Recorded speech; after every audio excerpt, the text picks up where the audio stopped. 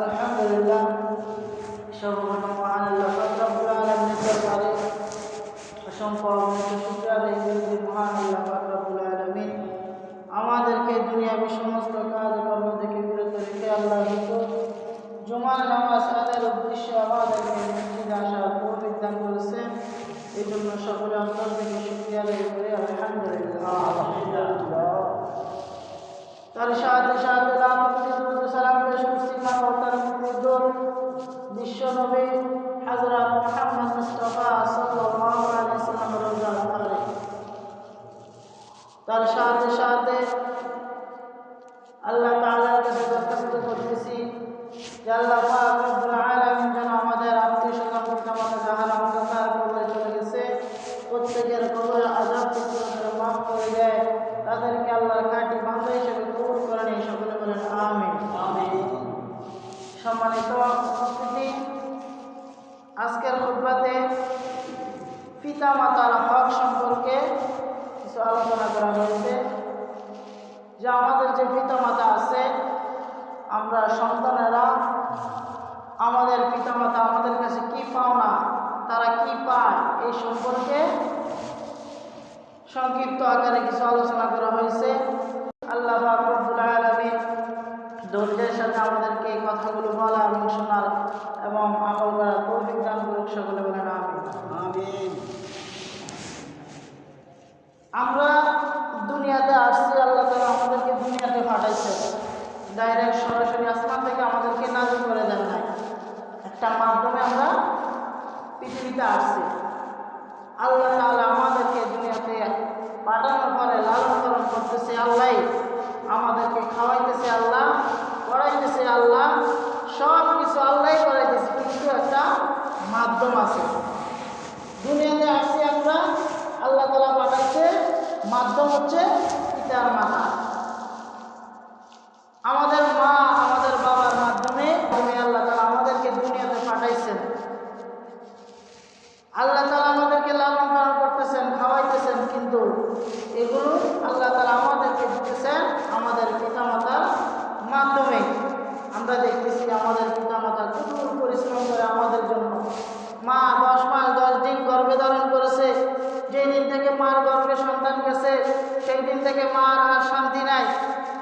বসতে পারে না, শান্তি মতো শুনতে পারে না, খাইতে পারে না, ঘুমাইতে পারে না, কোনো কাজেই মার শান্তি নাই। 10 মাস 10 দিন অনেক কষ্ট করে তারপরে আল্লাহ পাক রব্বুল আলামিন যখন হুকুম করেছেন দুনিয়াতে আসছি, যে প্রসবের যে কি যন্ত্রণা, সেটা একমাত্র মা ছাড়া আর কেউ জানে না, বুঝতে পারবো না। যে মা হয়েছে সেই জানতে পারে যে সন্তান প্রসব করার যে কি যন্ত্রণা। এটা মা আমার জন্য করেছে। তারপরে শুধু এখানেই শেষ নয়, দুনিয়াতে আসার পরে 2 বছর পর্যন্ত মা তার স্তনের দুধ পান করে আমাকে বড় করেছে। বাবা কঠোর পরিশ্রম করেছে, রোদের ভিতরে রোদে পুড়ে খেতে খামারে কাজ করে টাকা পয়সা উপার্জন করেছে একমাত্র সন্তানের সুখের জন্য, সন্তানের মুখে হাসি ফোটানোর জন্য। এই পিতামাতা আমাদের জন্য যে কি কষ্ট করছে, সেটা যে পিতা হয়েছে সেই পিতার মর্যাদা বুঝে, যে বাপ মা হয়েছে সেই বুঝতে পারে যে মা সন্তানের জন্য কি কষ্ট করে, মা অন্তরে সন্তানের জন্য কি পরিমাণ মায়া, সেটা যতক্ষণ পর্যন্ত সে মা হবে না ততক্ষণ পর্যন্ত সে বুঝবে না।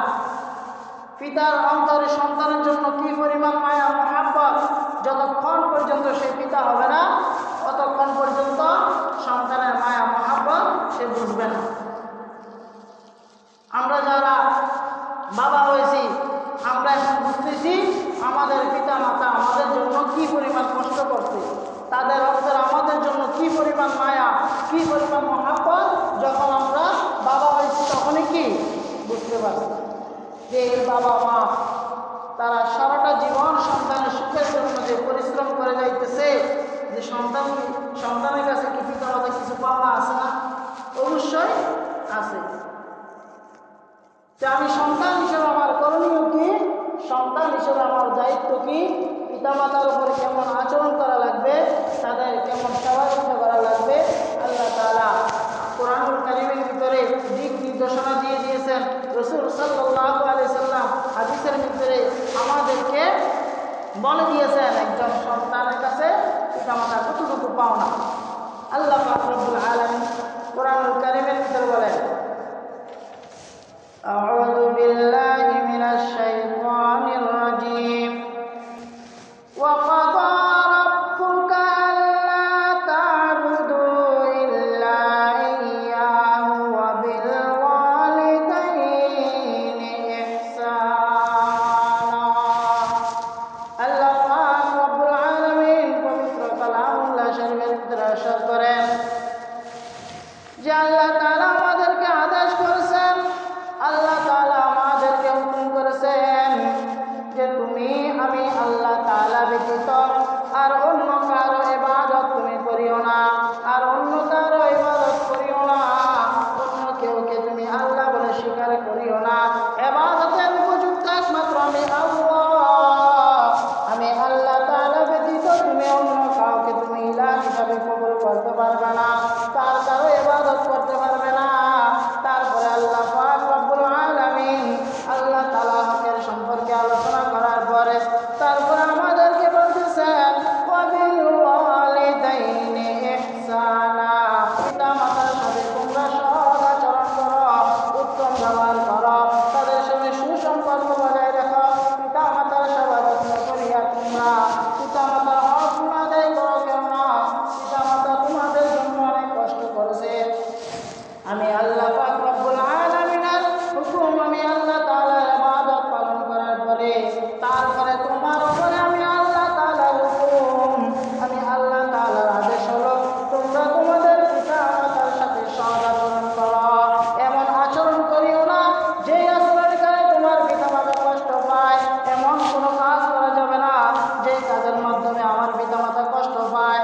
পিতামাতা কষ্ট পায় এমন কোনো কাজ আমি সন্তান হিসাবে করা আমার জন্য আল্লাহ তাআলা জায়েজ করেন নাই। আল্লাহ তাআলার হুকুমের পর যে সর্বপ্রথম একটা সন্তানের পর যে আল্লাহ তাআলার হুকুম আছে সেটা হচ্ছে সমস্ত সন্তানের জন্য পিতামাতার সাথে সৎ ব্যবহার করাটা আল্লাহ তাআলা আমাদের জন্য ফরজ করে দিয়েছে। তারপর বলেন ওয়া ইম্মা ইয়াবলুগান্না ইনদাকাল কিবারা আহাদুহুমা أو كلاهما فلا تقل لهما أف ولا تنهرهما وقل لهما قولا كريما। আল্লাহ পাক রব্বুল আলামিন বলেছেন তোমরা তোমাদের পিতা মাতার সাথে যখন আচরণ করবা তারা তোমাদেরকে অনেক কিছু বলবে, তারা তোমাদের সাথে কথা বলার সময় অনেক কিছু হয়তো আবদার করতে পারে, তাদের সাথে তোমরা উফ শব্দটাও তোমরা ব্যবহার করতে পারবে না। অর্থাৎ উফ শব্দের দ্বারা এখানে বোঝানো হয়েছে কোনো সন্তান পিতা মাতার কোনো কাজের দ্বারা পিতা মাতার কোনো কথার দ্বারা বিরক্ত হতে পারবে না, এরকম ভাবে ধৈর্য হারা হতে পারবে না। পিতামাতা যাই কিছু করেন না কেন তার উপর সন্তান সন্তুষ্টতা পাবে। যখন পিতামাতা বৃদ্ধ হয়ে যাবে, পিতামাতা যখন বয়স্ক হয়ে যাবে, তাদের যত বয়স বাড়ে তত তাদের শ্রবণ শক্তি কমে যায়, তত তারা বুদ্ধি কমে যায়, তারা দিন দিন ছোট বাচ্চার চাইতে ছোট হয়ে যায়, ছোট বাচ্চার চাইতে তারা অসহায় হয়ে যায়। ওই সময় সন্তানের কাছে পিতামাতা অনেক সময় অনেক আবদার করবে, যে আবদারগুলো তুমি সন্তান হিসেবে তোমার কাছে ভালো লাগবে না, হয়তো তোমার কাছে বিরক্ত লাগবে। এই বিরক্ত লাগাটাকে তুমি তোমার মার সামনে তোমার বাবার সামনে তুমি শব্দ করে বিরক্ত স্বরূপ আচরণ করে তুমি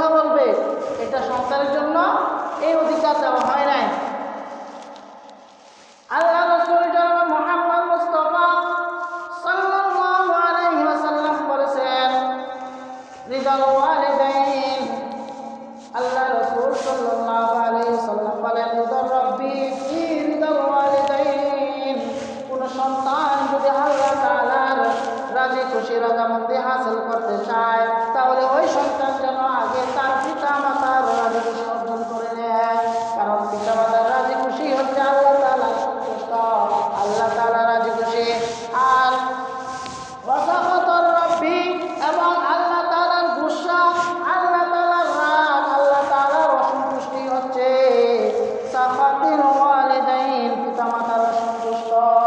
পিতামাতা যদি কোনো সন্তানের উপর রাজি এবং খুশি হয়ে যায়, তাহলে আল্লাহ তাআলা ওই সন্তানের উপর রাজি এবং খুশি হয়ে যায়। তাহলে একজন সন্তান পিতামাতার সাথে এমন কোনো আচরণ করা যাবে না যে আচরণে তারা পিতামাতা কষ্ট পায়।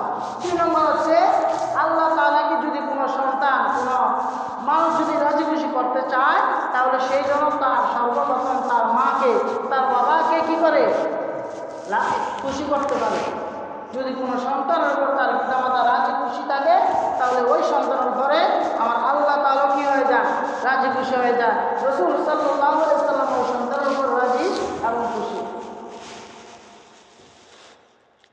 সন্তান কেমন করে পিতামাতার খেদমত করবে, কি পরিমাণ সন্তান পিতামাতার জন্য সেবা যত্ন করবে। ওয়াইসাল কারনী নামে একবার আল্লাহর বান্দা ছিলেন রাসূল সাল্লাল্লাহু আলাইহি ওয়াসাল্লামের জমানায়। সে চাইলে সাহাবী হতে পারত, কিন্তু সে সাহাবী হতে পারে না একমাত্র মা সেবা যত্ন করার কারণে।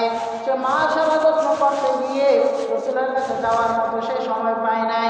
কোনোদিন রাসূলের সাথে দেখা হয় নাই। রাসূল সাল্লাল্লাহু আলাইহি ওয়াসাল্লামের কাছে কোনোদিন সে যেতে পারে নাই একমাত্র মার সেবা যত্ন করার জন্য। ওয়াইসাল কারনী যখন ছোট ছিলেন, নাবালক থাকা অবস্থায় তার বাবা ইন্তেকাল করেন। ছোট অবস্থায় তার ভাই বোন বলতে কেউ নাই, একমাত্র শুধু তার নিজের মা আছে, আর কেউ নাই। সে একেবারে দরিদ্র, অভাবী। তখন তারা সে এলাকার ভিতরে তার আম্মা যান এলাকায় মানুষের কাজকর্ম করে, যা খানা খাইতো তা সন্তান এবং মা মিলে খানা খাইতেন। খাওয়ার পর কিছুদিন পাবেন এভাবে চলতে গেলে তখন তাদের এই খানা দিয়ে তাদের ফুটে না, পেট ভরে না। মা খাইলে সন্তান খেতে পারে না, সন্তান খেলে মা খেতে পারে না। এলাকার ভিতরে যার বাড়িতে কাজ করতো তাকে ওই সন্তান ওয়াইসাল কারনী মাকে বললো, মা তুমি তাদেরকে বলবা একটু খানা বাড়িয়ে দিতে। তখন মা পরের দিন বলছে তার মাকে কাজ থেকে বের করে দিয়েছে। সন্তান তখন চিন্তা করলো, মা যে এলাকার ভিতরে আমরা গরিব অসহায়ের উপরে আমাদের কোনো কি নাই, সহযোগিতা করে না, এই এলাকার ভিতরে আমরা থাকবো না। মা চলো আমরা এলাকা ছেড়ে অন্য কোথাও চলে যাই। আল্লাহ তাআলার উপরে ভরসা করে মা এবং সন্তান এলাকা থেকে বের হয়ে গেছে। মা কিন্তু স্বর্ণের বালা ছিল, এগুলো বিক্রি করে একটা বকরি কিনেছে। কেনার পর জঙ্গলের ভিতরে চলে গেছে, ওখানে বসবাস করতেছে। সারাদিন যাওয়ার বকরি চড়ায়। সন্ধ্যা হয়ে গেলে বাড়িতে নিয়ে যাওয়ার পর বকরি থেকে দুধ দহন করিয়া মা সন্তানকে কোনো মতে জীবনটা তাদের পাশে। এইরকমভাবে দীর্ঘদিন চলে যাওয়ার পর হঠাৎ করে মা এমন অসুস্থ হয়ে গেছে, একেবারে হাঁটতে পারে না, বসতে পারে না, হাত সব অবশ হয়ে গেছে। মা এখন হাঁটতে পারে না, দাঁড়াইতে পারে না। এই অবস্থায় সন্তান তখন কি করলো, মার সেবা যত্ন করতেছে, মাকে গোসল করাইতেছে, মার কাপড়গুলো পরিষ্কার করতেছে সন্তান ওয়াইস কারণে। এইভাবে সেবা যত্ন করতে করতে এক পর্যায়ে মা যখন বড় হয়ে গেছে, রাসূল সাল্লাল্লাহু আলাইহি ওয়াসাল্লাম যখন নবুয়ত পেলেন, নবুয়ত পাওয়ার পর রাসূল সাল্লাল্লাহু আলাইহি ওয়াসাল্লাম দিনের কাজ যখন শুরু করে দিয়েছেন, এই কাজ যখন সব জায়গায় ছড়িয়ে গেছে, ওয়াইসাল কারণী রাসূলের নাম শুনে রাসূলের উপরে ঈমান এনেছেন, কালেমা পড়িয়া সে মুসলমান হয়ে গেলেন। কিন্তু রাসূলের সাথে সাক্ষাৎ করার মতো তার ওইরকম সৌভাগ্য হয় নাই। কারণ কয়েকবার আসার জন্য আসতে চাইছেন, কিন্তু মা বলে, সন্তান তুমি যদি আমাকে রেখে চলে যাও, আমাকে কে লালন পালন করবে, আমাকে গোসল করাবে কে, আমার সেবা যত্ন করবে কে? এই চিন্তা করার পরে, কথা বলার পর ওয়াইসাল কারনী আর কোনোদিন রাসূলের কাছে যাইতে পারে নাই। রাসূল সাল্লাল্লাহু আলাইহি ওয়াসাল্লামের যখন মৃত্যু ঘনিয়ে গেল, অসুস্থ হয়ে বিছানায় যখন পড়ে গেলেন, রাসূল সাল্লাল্লাহু আলাইহি ওয়াসাল্লাম অত্যন্ত অসুস্থ হয়ে মৃত্যুর কিছুদিন আগে আল্লাহ পাক রব্বুল আলামিন জিবরাইল আমিনকে রাসূলের কাছে পাঠিয়ে দিয়েছেন। পাঠিয়ে দিয়ে ওয়াইস কারণীর নামে আল্লাহ তাআলা জিবরাইলের মারফতে আল্লাহ তাআলা রাসূলের কাছে ঘোষণা দিয়ে দিলেন, ওগো আল্লাহর রাসূল, আপনার এক আশিক করণ নামক এলাকার ভিতরে আপনার এক আশিক বসবাস করতেছে, কিন্তু সে আপনার বড় আসে মার খেদমত করতে গিয়ে আপনার সাথে দেখা করতে পারে নাই, কিন্তু আপনার সাথে দেখা করার জন্য তার মনটা পাগল করা। ও আল্লাহ রাসূল, আপনি ওই ওয়াইস আল কারনী সে কত দামি আপনি কি জানেন? ওই ওয়াইস আল কারনী যদি আমি আল্লাহ তাআলার কাছে হাত তুলে কোনো কিছু চাই, আমি আল্লাহ তাআলার হাতকে ফিরাইয়া দেই না। অনেক কথা বলার পর জিবরাইল আমিন চলে গেছেন। রাসূল সাল্লাল্লাহু আলাইহি ওয়াসাল্লাম হযরত ওমর রাদিয়াল্লাহু তাআলা আনহু এবং আলী রাদিয়াল্লাহু তাআলা আনহুকে ডেকে বললেন, হে ওমর, তুমি এদিকে আসো, আলী এদিকে আসো। আমি হয়তো দুনিয়া থেকে বেশি বাঁচবো না। আমি যদি ইন্তেকাল করি, ইন্তেকালের পরে ওইরকম করণ নামক এলাকার ভিতরে একজন আল্লাহর বান্দা আছে, তার নাম হচ্ছে ওয়াইস কারনী।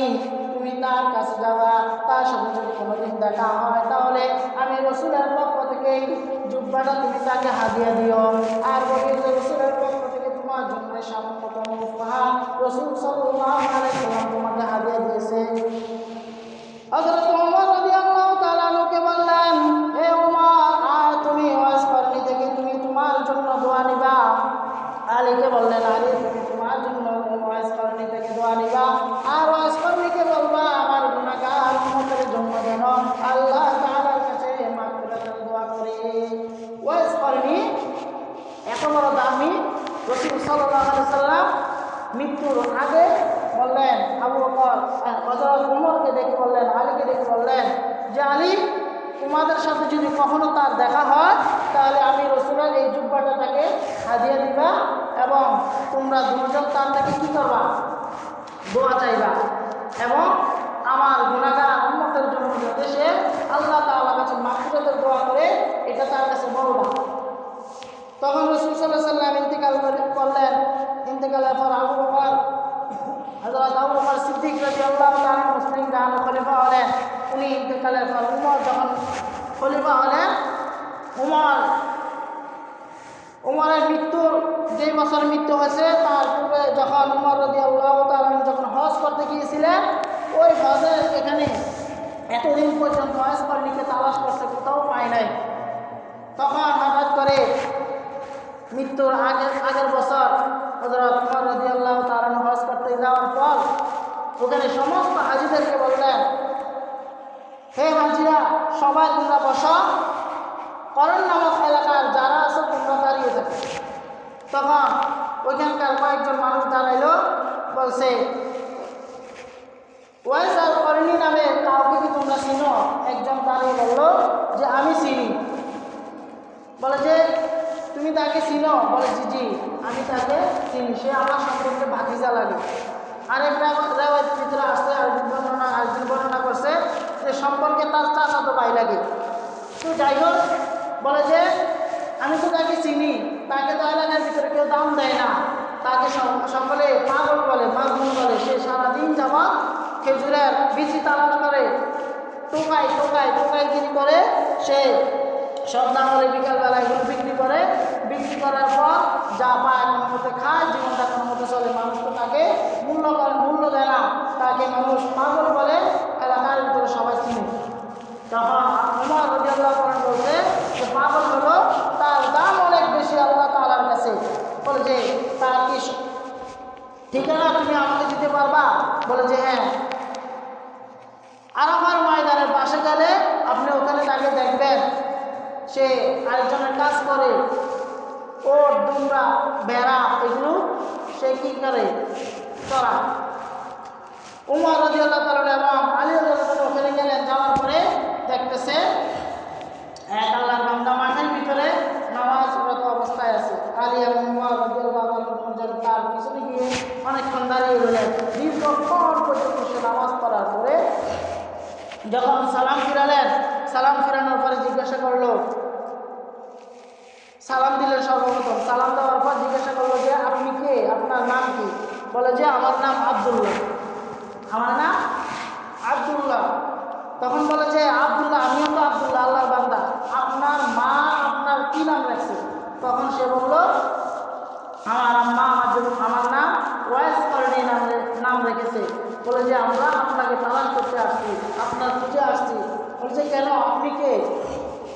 বলে যে আমি আলী রাদিয়াল্লাহু তাআলা বলছে আপনাকে যিনি সর্বপ্রথম প্রশ্ন করছে সে হচ্ছে ওমর, বর্তমান মুসলিম জাহানের খলিফা, আর আমি হচ্ছি আলী। তখন বলেছে আপনারা এত দামি মানুষ, আপনারা এখানে কেন আসতেন? বলেছে রাসূল সাল্লাল্লাহু আলাইহি সাল্লাম মৃত্যুর আগে তোমার কথা আমার কাছে বলে গিয়েছে, আর বলেছে রাসূল সাল্লাল্লাহু আলাইহি সাল্লাম এই জুব্বাটা তোমার জন্য দিয়েছে হাদিয়া, আর বলেছে তোমার থেকে আমরা দোয়া নেওয়ার জন্য। তারপরে ওয়াইস কর্মীর কাছে এই জুব্বাটা দিলেন এবং দোয়া দিলেন, আর বললেন যে উম্মতের জন্য মাগফিরাতের দোয়া করার জন্য। তখন উনি এই কথা শোনার পরে সাথে সাথে চলে গেলেন একটা ঝুপড়ির ভিতরে। ওখানে যে সিদ্ধারত অবস্থা আল্লাহর কাছে দোয়া করতেছে, আল্লাহ তুমি মাফ করে দাও। আমার রাসূল সাল্লাল্লাহু আলাইহি সাল্লাম উমরকে পাঠাইছে আমার কাছে তোমার জন্য দোয়া, তোমার কাছে দোয়া উম্মতের মাগফিরাতের দোয়া করার জন্য, আল্লাহ তুমি উম্মতকে মাফ করে দাও। এরকম বলতে বলতে এলহামের মাধ্যমে কে যেন একজন যেন বলে দিলেন গায়বী আওয়াজের মাধ্যমে, রাসূল সাল্লাল্লাহু আলাইহি সাল্লাম ব্যতীত কারোর কাছে ওহী আসে না, কিন্তু আল্লাহর ওলি যারা, আল্লাহ প্রিয় খাস বান্দা যারা, তাদেরকে তাদের আল্লাহ তাআলা অনেক অলৌকিক ঘটনা দেখাইছে, তাদের মাধ্যমে ঘটাইছে এবং তাদেরকে আল্লাহ তাআলা ইলহামের মাধ্যমে অনেক কিছু জানা। তখন তাকে জানানো হলো যে অনেক কথা বলার পরে এক পর্যায়ে জানানো হলো যে ওই সময় একটা গোত্র ছিল, ওই গোত্রের ভিতরে সবচাইতে বেশি দুম্বা ভেড়া তারা এই লালন পালন করত। অনেক দুম্বা ভেড়া, বিশাল বড় দুম্বার জাত, ভেড়ার জাত, ছাগলের জাত, অনেক বড় বড় জাত। বলে যে ওই গোত্রের ভিতরে যত বকরি আছে, যত দুম্বা আছে, যত ভেড়া আছে, ওই ভেড়ার গার ভিতরে, ওই সব গার ভিতরে যত পরিমাণ পশম আছে, ওই পশম পরিমাণ আমি কি করে দিলাম, আমার রাসূল সাল্লাল্লাহু আলাইহি সাল্লাম উম্মতদেরকে আমি মাফ করে দিব। কালকে আমাদের ময়দানে তুমি ওয়াইস করনি সুপারিশে আমি আল্লাহ তাআলা তাদেরকে মাফ করে জান্নাত দিয়ে দিব। সুবহানাল্লাহ। তখন এর ভিতরে ওমর রাদিয়াল্লাহু তাআলা দিয়ে পিছনে ডাক দিলেন। ডাক দেওয়ার পরে আল্লাহর সাথে যে বান্দার কথাবার্তা হয় এইটা লাইনটা কেটে গেছে হঠাৎের মধ্যে। তখন ওয়াইস করনি বলল যে ওমর তুমি কেন আমাকে ডাক দিলা? তুমি যদি ডাক না দিতা তাহলে আমি আখির জামানার নবীর সমস্ত উম্মতদেরকে আমি মাফ করাইয়া সিজদা থেকে মাফ করতাম। সুবহানাল্লাহ। আল্লাহ পাক রব্বুল আলামিন এই ওয়াইস করনিকে এত দামি কেন করছেন? বলে যে মার সেবা যখন করছে, মার সেবা করতে করতে মৃত্যুর আগ পর্যন্ত মা তার জন্য দোয়া করছে, আর আল্লাহ তাআলার কাছে শুধু বলছে যে আল্লাহ, যে সন্তান আমাকে সেবা যত্ন করতে গিয়ে রাসূলের সাহাবী হতে পারে নাই, রাসূলের সাথে দেখা করতে পারে নাই, আল্লাহ তুমি এই সন্তানকে সবচাইতে তুমি দামি করে দিও। সেই জন্য সাহাবায়ে কেরামদের পরের স্থানে এই ওয়াইস করনির দাম আল্লাহ তাআলা এত বাড়িয়ে দিয়েছে। রাসূল সাল্লাল্লাহু আলাইহি সাল্লামের সমস্ত নবীদের পরে সাহাবায়ে কেরামদের মর্যাদা, তারপরে ওয়াইস করনির মর্যাদা আল্লাহ তাআলা এত বাড়িয়ে দিয়েছে। ওমর রাদিয়াল্লাহু তাআলা বলছেন তুমি এই ওয়াইস করনি থেকে দোয়া নিবা। আর এই উমর কেমন উমর? উমর রাদিয়াল্লাহু তাআলা যখন খলিফা মসজিদের নববীতে নামাজ পড়াইতেছে, হঠাৎ করে মদিনায় ভূমিকম্প দেখা দিল। উমর মসজিদ থেকে নামাজ শেষে বের হয়ে জমিনের মাঠের ভিতরে গিয়ে একটা লাঠি হাতে নিয়ে জমিনকে পিটাইতেছে, আর বলতেছে হে জমিন, তোর এত বড় সাহস, যেই জমিনের ভিতরে মুহাম্মদ সাল্লাল্লাহু আলাইহি সাল্লাম শাহিদ, যেই জমিনের ভিতরে আবু বকর সিদ্দিক রাদিয়াল্লাহু তাআলা শাহিদ, যেই উমরের খলিফা বর্তমানে হযরত উমর, এই জমিন তুই এর ভিতরে কেন ভূমিকম্প দিলি? এই বলে জমিনকে কি করতেছে? পিটাইতেছে। এখন বলা হয় যে সেই উমর যখন বলছে ওই দিন থেকে আজ পর্যন্ত যত জায়গায় ভূমিকম্প, এই মদিনায় কোনোদিন ভূমিকম্প এখনো হয় নাই। কিয়ামত পর্যন্ত হয় কিনা সেটা আল্লাহ বলেছেন, এই পর্যন্ত হয় নাই। তাহলে সেই উমর কত দামি, সেই উমরকে রাসূল বলছে দাও তুমি ওয়াইস করনি থেকে দোয়া আনবা। এই ফজিলতটা সে পাইছে কীভাবে? মা খেদমত করে। এই জন্য কোনো সন্তান মার সাথে বেয়াদবি করা যাবে না। মা বলে যে রাসূল সাল্লাল্লাহু আলাইহি সাল্লাম বলছে কোনো দোষ ছাড়াও যদি সন্তানকে যদি মা পিতা মাতা যদি সম্পত্তি থেকে বঞ্চিত করে দেয়, তাও সন্তান পিতা মাতার উপরে চোখ রাঙিয়ে কথা বলতে পারবে না, তাদের প্রতিবাদ করার মতো ক্ষমতা আল্লাহ তাআলা সন্তানকে দেয় নাই। কিন্তু পিতামাতা যদি সন্তানের উপর যদি কোনো জুলুম করে থাকে সেটার বিচার আল্লাহ করবে, কিন্তু সন্তান হিসেবে তুমি মার বিচার করতে পারবে না। সন্তান হিসেবে তুমি বাবার বিচার করা এই ক্ষমতা আল্লাহ তাআলা তোমাকে দেয় নাই। পিতামাতা যদি কোনো খারাপ কাজ করে, তোমার উপর জুলুম করে, আল্লাহ তাআলার কাছে দোয়া করো, আল্লাহ তুমি আমার মা বাবাকে হেদায়েত দিয়ে দাও। কিন্তু সন্তান হিসেবে মার বিচার করা যাবে না, মার উপরে জুলুম করা যাবে না, প্রতিবাদ করা যাবে না। কোনো সন্তান যদি রাসূল সাল্লাল্লাহু আলাইহি ওয়াসাল্লাম বলেছে, কোনো সন্তান যদি তার পিতামাতার চেহারার দিকে যদি মুহাব্বতের নজরে যদি একবার তাকায়, আল্লাহ তাআলা ওই সন্তানের আমলনামার ভিতরে কবুল হাজার সওয়াব দিয়ে দেয়। সুবহানাল্লাহ। তখন এই কথা শোনার পরে এক সাহাবী বলল, ইয়া রাসূলুল্লাহ, কোনো সন্তান যদি তার পিতামাতার দিকে যদি প্রতিদিন যদি 100 বার যদি তাকায় তাহলে কি আল্লাহ তাআলা 100 হজের সওয়াব দিবে? বলে যে হ্যাঁ, আল্লাহ তাআলা 100 সওয়াবে ওই সন্তানের আমলনামায় 100 কবুল হজের সওয়াব দান করবে। তাহলে আমার মা যদি এখনো বেঁচে থাকে, আপনার মা এখনো বেঁচে আছে, তাদের পিতামাতা আপনাদের জন্য এখনো কত ভাগ্য, এখনো কি দরজা খোলা আছে। আজকে যাবেন, জীবনে যদি কোনো ভুল করে থাকেন মার কাছে ক্ষমা চাইবেন, মার কাছে ক্ষমা চাইলে সাথে সাথে মা কি করে দেয়? ক্ষমা করে দেয়। পৃথিবীতে এমন একটাই মানুষ আছে যার কাছে শুধু একবার ক্ষমা চাইলে সে ক্ষমা করে দেয়, সে হচ্ছে মা, তারপর হচ্ছে বাবা। এই জন্য পিতামাতার ঋণ কোনোদিন সন্তান শোধ করতে পারবে না। আপনার পিতামাতা থাকলে তার চেহারার দিকে মুহাব্বতের নজরে তাকাবেন। বাবা নাই তো মা আছে, মা নাকি বাবা আছে, দুজন যদি চলে যায় তাদের জন্য দোয়া করো, রব্বির হামহুমা কামা রাব্বায়ানি সগীরা। এই জন্য আল্লাহ পাক রব্বুল আলামিন আমাদেরকে হুকুম করেছে পিতামাতার সেবা যত্ন করার জন্য, এবং যাদের পিতামাতা ইন্তেকাল করেছে তাদের জন্য ইসালে সওয়াবের জন্য কিছু করা। সেটা কি করবেন? কোনো জায়গায় ইসালে সওয়াবের জন্য সরকারি জারিয়া হিসেবে কিছু করবেন। মাদ্রাসার ভিতরে মাদ্রাসার কোনো কাজ করলে ওখানে কিছু দান করবেন, মসজিদের ভিতরে দান করবেন, মসজিদ নির্মাণের কাজে দান করবেন, আর নিয়ত করবেন আল্লাহ এর সওয়াবটুকু পিতামাতার আমলনামায় পৌঁছাই দিও। এই সওয়াব কিয়ামত পর্যন্ত পৌঁছতেই থাকবে। কোনো মসজিদের কাজে যদি আপনি দান করে যদি পিতামাতার জন্য ইসালে সওয়াবের জন্য দিয়ে দেন, তাহলে এই মসজিদ যতদিন থাকবে, মসজিদের ভিতরে ততদিন নামাজ পড়বে, যতদিন মানুষ নামাজ পড়বে ততদিন একটা হিস্সা, একটা অংশ পিতামাতা আমলনামায় পেতে থাকবে। কোনো মাদ্রাসায় দিবেন, এটা একটা সওয়াব কিয়ামত পর্যন্ত আপনার সবচেয়ে জারিয়া হিসেবে থাকবে। কোনো মাদ্রাসার ভিতরে বাচ্চারা খানার জন্য কষ্ট পাইতেছে, আপনি কিছু টাকা পয়সা দিলেন, আপনার এই টাকার উসিলা যদি ওই সমস্ত ছাত্রদের থেকে একজনও যদি আলেম হতে পারে, একজনও যদি হাফেজ হতে পারে, সে হয়তো সে হাফেজ হওয়ার পরে আরো 10টা ছাত্রকে হাফেজ বানাইলো, 10টা ছাত্রকে আলেম বানাইলো, তারা আবার 10টাকে বানাইলো, এরকম পর্যন্ত কিয়ামত পর্যন্ত চলবে। আর এর একটা হিস্সা, একটা অংশ আপনি আপনার সন্তানের আমলনামায়, আপনার পিতামাতার আমলনামায় দিতেছেন। এগুলো হচ্ছে, এগুলো সব তার পিতামাতা কিয়ামত পর্যন্ত পাইতে থাকবে। এই জন্য আল্লাহ পাক রব্বুল আলামিন